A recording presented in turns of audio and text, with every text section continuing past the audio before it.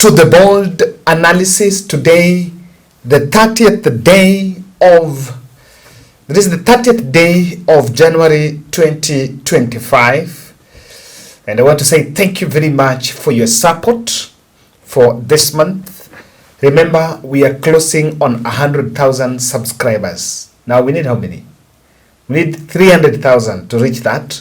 And I believe it is possible. So kindly subscribe. President William Ruto convened the 24th Extraordinary Summit of the East African Community on the situation on DRC Congo.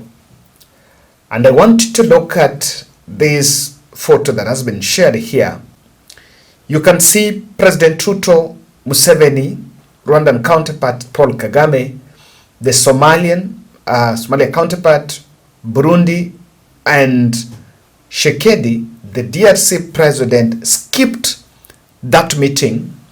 And yesterday evening, his communication team said that they gave a very lame excuse, according to me, that there was a problem of scheduling, time scheduling. But of course, that is not it. Tshisekedi did not want to attend that meeting. After this session, neither President Ruto nor Museveni nor any other East African president issued a statement. There is no video that has been released from that meeting.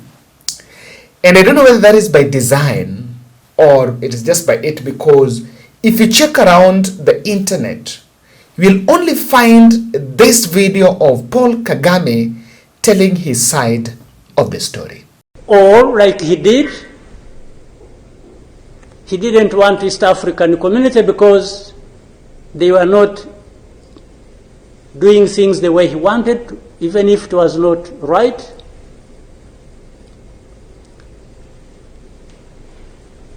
He got rid of them and he decided to bring in SADC. SADC was,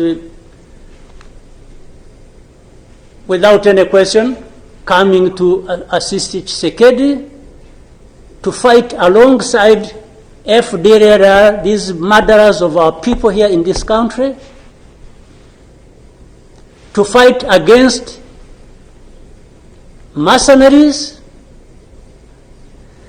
and to have Burundi on ethnic political basis decide to support Tshisekedi in whatever endeavor, including exactly doing what those murderers did to our people and what they are doing in Eastern Congo. They have displaced people, they have killed people, they have persecuted them on a daily basis for who they are. We have refugees here who have been here for the last 20 plus years, just dislocated from Congo and sent to Rwanda because they say these are ethnic Tutsis and therefore they belong to Rwanda, they don't belong there. And everybody is around. I don't know how many entities we have in Congo, honestly. We have MONUSC, we have SAMI DRC, we have mercenaries, we have Burundi, we have FDLR that has joined them. And everybody is there watching this thing, and we pretend it's like we don't understand what has been going on for all these years.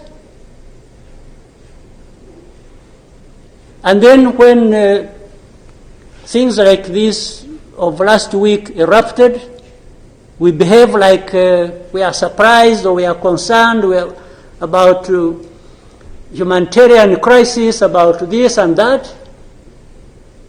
Isn't persecuting and killing people and displacing them part of that humanitarian concern? So, as East Africans, we sit here and then do what about it? For the last 2 days, on Monday and today, this morning, I spoke with the President of South Africa, who sought me out to speak with me on this matter because of their involvement in Eastern Congo. And he's also there pretending to be playing a peacemaker role. And he has a force that has been fighting alongside FDLR and has been fighting the M23 on the instructions of Tshisekedi, because these are people who are not supposed to be in Congo, that these are from Rwanda, or the M23 are not Rwandans, please. These are Congolese, and one time he accepts it, then another time he says no, part of it is yes, and then the other part is from Rwanda, and these are the. He keeps on, and how do we, leaders of our own countries, accept this to go on forever and just accept that we shall be manipulated by Tshisekedi or whoever is supporting him? And South Africa dares even issue threats about what is likely to happen after that, and so on and so forth. Of course, we will see what threats they are talking about. Maybe they should have done that exactly for which they have been issuing threats. They should have done it to clean up the mess in Eastern Congo, or to fight back those who have been trying to clean up the mess. So then you have the whole international community just confused. They talked about Rwanda, they talked about the Nairobi process. Honestly, even here, maybe you will help me understand what all this means. The processes became an end in themselves. And the people leading these processes became more important than the results of the processes.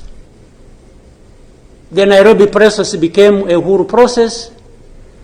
Then the Rwanda process, it's like you can't say anything that will displease President Lorenzo. Definitely, this does not help deal with such a serious matters as we are faced with today. That in the end, just because they can't be addressed, we have such a situation like we have now. And if anybody, and above all, I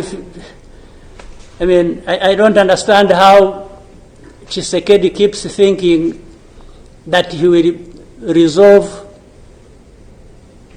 the problems to do with rights of people militarily. Kill them, shoot them, bring in forces that are ready to help, like especially Burundi. Well, I don't know whether that has been helpful for the last few days or weeks. They have been doing that. So I want us to, Chairman, Your Excellencies, I want us, whatever we are saying and whatever we intend to do, we capture the context rightly and then proceed based on that, and maybe we can get somewhere.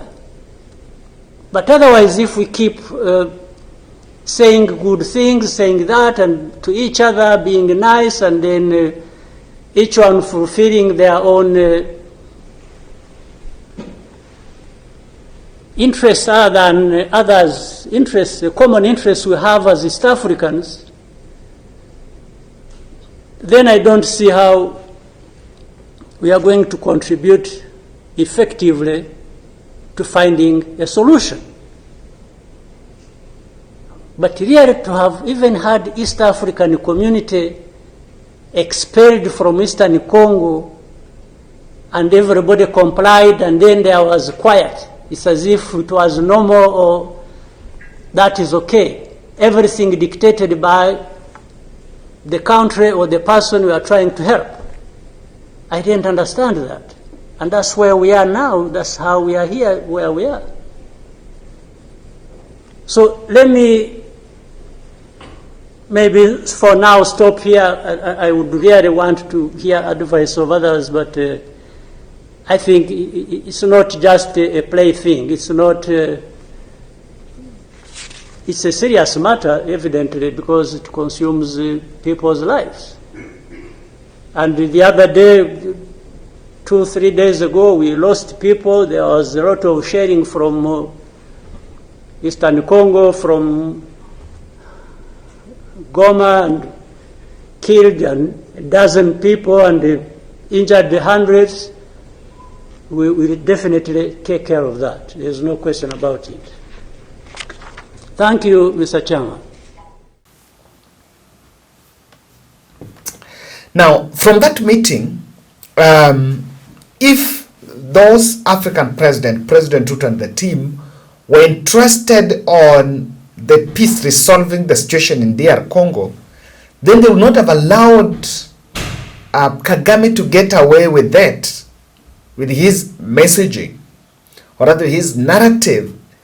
And we were likely to hear the voice of President Ruto, Museveni, and others on this. Now, I know most of you are just also hearing this story in social media, in the media, and not so much nitty-gritties. I took some time and I went behind the headline so that we get to understand what exactly is happening there and why the conflict that is there is something that you really need to look at. Now, when you listen to Kagame is saying, is picking a new fight with South Africa. Remember, in the whole, the peacekeeping mission, UN peacekeeping mission, and the SADC from the South Africa side, they lost 13 soldiers. So I really empathize with Ramaphosa when Ramaphosa is issuing threats and saying, this is not it. And when you look at the way Kagame is talking, Kagame is not talking as someone who is interested in achieving peace in Goma. In fact, he's picking a fight with everyone who, according to him, is not dancing to his tune. Because, and I see that debate going on online. So between South Africa and Rwanda, can Rwanda match South Africa when it is now a war? Because South Africa have said this now, they will declare a war against Rwanda. And Kagame is saying, bring it on. I've seen people saying, the Rwanda forces are people that fought in the forest in 1986 and they've been fighting for long, but the South African army has just been receiving salaries from the barracks and has not been involved. But those people will not tell you that South Africa fought Angola and eliminated them. But again, the modern war is not on how you fought on war with weapons and pangas. The modern war is about technology. South Africa manufactures weaponries and even exports. So this is a very complex one. And to me, I really get the side of Kagame, but he's also not pro-peace. He's actually pro that conflict. And so it will be interesting to look at what exactly is going on. Now let's go behind the headline. The M23, people are just hearing what is M23? M23, that M means march. M23 movement is a group fighting the Congolese forces in the eastern DRC, the area that is rich on minerals. It is actually present in North Kivu province, bordering both Rwanda and Uganda, and has more than 8,000 fighters, according to the UN. So one of the questions has been, and I want us to get that. Look at this article. BBC did this article, evidence that M23 is getting backing from Rwanda. This article, if you read it, you can see protesters in the Kinshasa, the capital city of Congo. When they were protested, they were burning the presidential portraits of Rwanda and the flag, and they even attacked the embassy, the Rwanda embassy, especially when other embassies were attacked there. So you could see that. But then I also want to play for you another video of the M23 rebels. This general, I don't know if there's a spokesperson or so, when they were receiving mercenaries, the European mercenaries, they were crossing over. They surrendered, so they were crossing over to Kigali so that they can pick a flight to their other countries, to their countries of origin. He was asked by a journalist about that, and he kept on denying this is M23 is Congolese Tutsi fighting for themselves, and it is not backed by Rwanda. By M23. Vous cherchez l'argent. You're fighting for the money. You're fighting for our life. They were fighting with Congolese forces against them to keep this regional capital. And now they're at their mercy as they try to go home through Rwanda. Don't joke to M23, my bro. Don't joke. That is army for the people. Don't joke. Don't joke. Move, quickly. Jump, quickly. Hey, quickly. M23 has made massive gains in eastern DRC, culminating in Goma's capture, but not without some help from across the border. If Rwanda wasn't supporting you, could you No. Could you have taken Goma without? That is not true, my sister. So Rwanda Nous hasn't sommes been... une armée du Congolais. We are a Congolese army. We are Congolese. We fight for a fair and noble cause. We are Congolese. We are not helped by Rwanda. No, without let's stop that.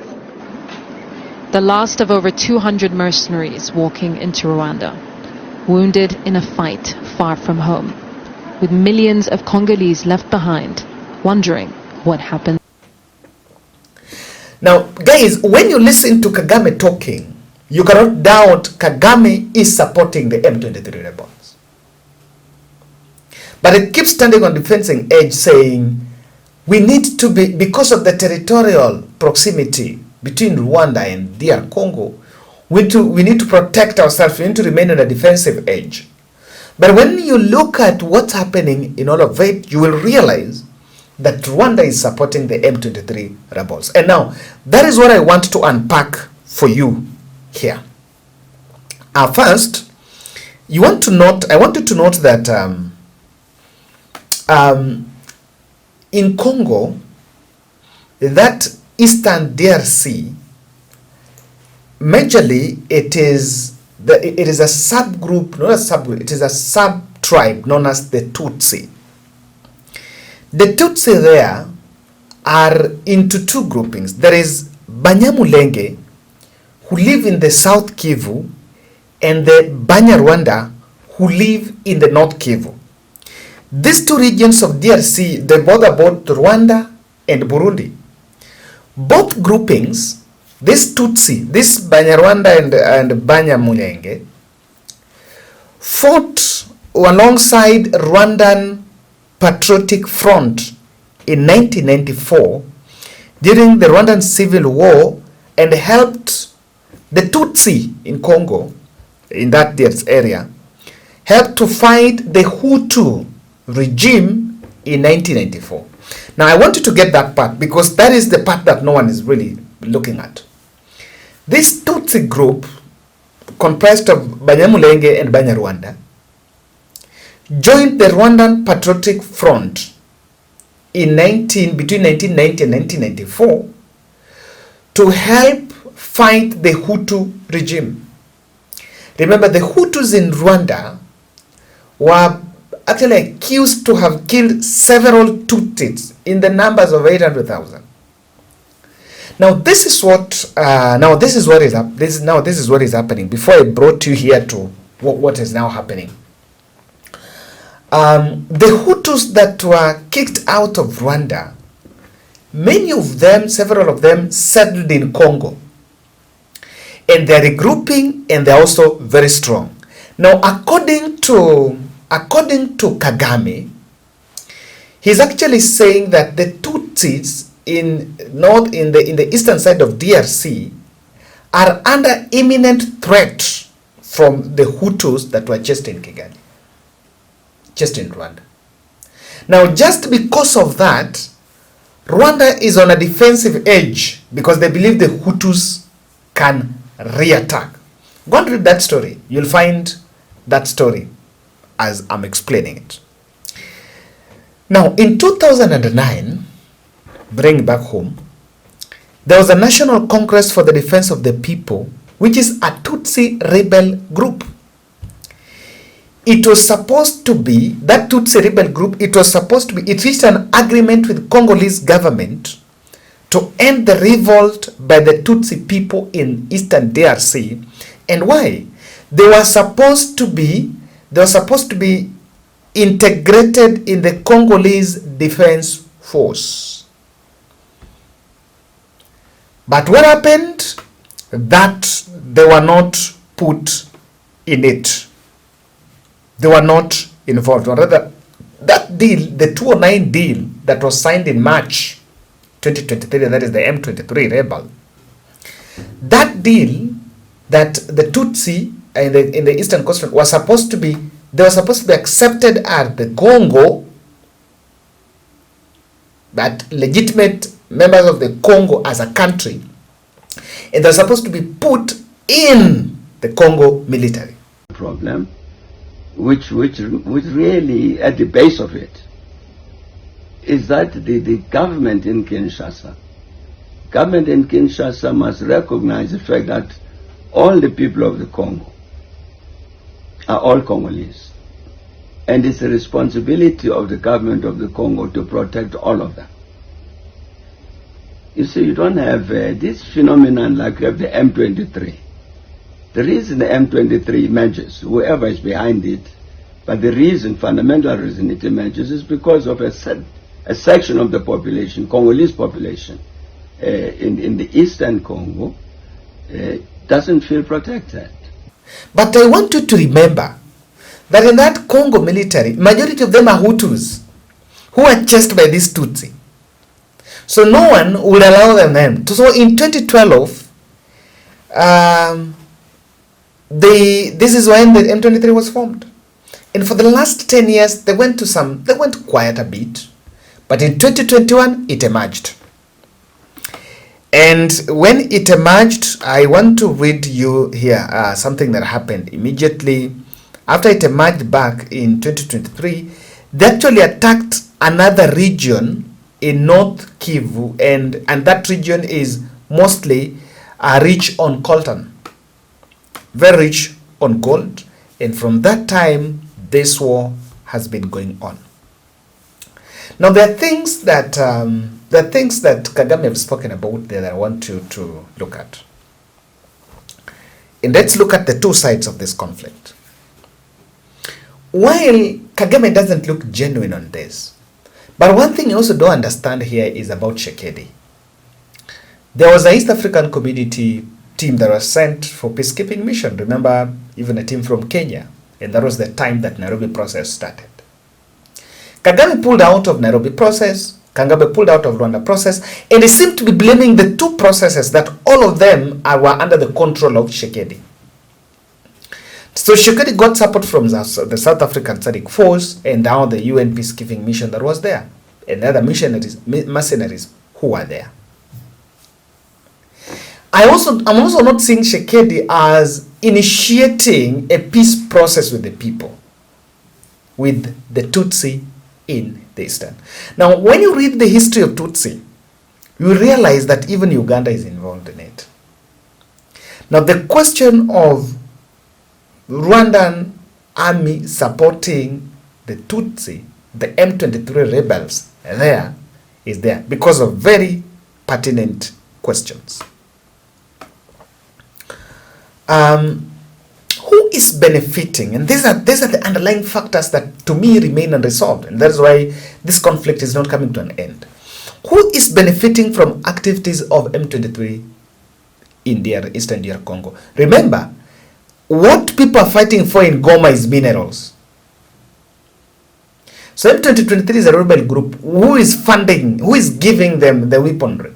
That is something that even the UN envoys and several research papers are asking, who is giving them? And if you read the article by BBC, that is one of the things attributed to that M23 are actually supported, coordinated, and trained by Rwandan forces. Then, Kagame denies Rwanda involvement in 2023. But if you look at it, and at the same time, he's involved, he's saying, we are not involved. These are not Rwandans. These are Tutsi who was legitimate residents or sub-tribe in DR Congo. But again, he's against South Africa when South Africa is there. So when he speaks, you can see, you can read within between his lips that he's supporting the M23 rebel. But he still believes those are not Rwandans. So what is his interest? He says those are not Rwandans, those are DR Congo.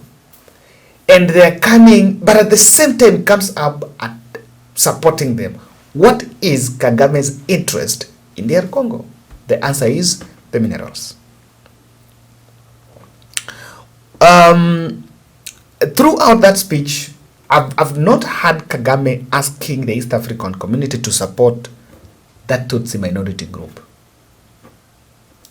And this is a clear fight for two things. The minerals in Goma, and then I think Rwanda is under some threat that Hutus might regroup and strike. But then I feel violence begets violence, because if you charge M23 rebels, then if the Hutus regroup, then they will attack Rwanda. And then he's picking a fight with everyone. He's so bitter with everyone. Even South Africa. Well, South Africa have lost 13 soldiers. What will stop Ramaphosa from reacting? If you lose 13 soldiers, I don't believe even if it's Kenya, even this William Ruto, if it is 13 soldiers of Kenya wangekuwa wameuawa huko with one of our commanders, it would have not been business as usual. So I think on this, I don't see Kagame a bit honest on solving this issue. Thank you.